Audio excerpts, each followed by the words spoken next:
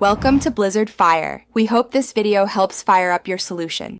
You're starting by gathering what the carrier will ask for, so have your account number, PIN, and the phone in hand.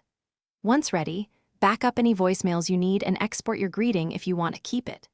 Next, open your carrier app or log into the provider website. This is often where voicemail service is toggled off. Make the first service request now. Either select voicemail settings in the app or prepare to call support for deactivation. Call or use the carrier app to remove voicemail. This is the decisive step because voicemail runs on the network.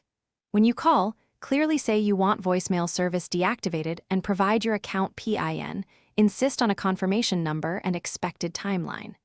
If using the app, navigate to Services or Manage Features, find Visual Voicemail or Voicemail, and toggle it off or cancel the feature.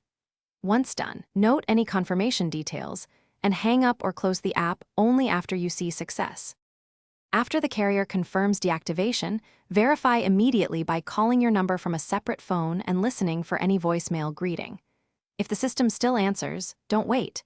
Reboot the iPhone and, if needed, reset network settings to force carrier sync, then test again. If problems persist beyond the carrier's stated window, escalate with the confirmation ID, ask for supervisor help, or visit a store.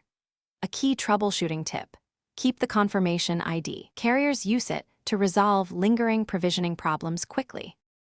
Thanks for watching. If you found this helpful, don't forget to like and subscribe.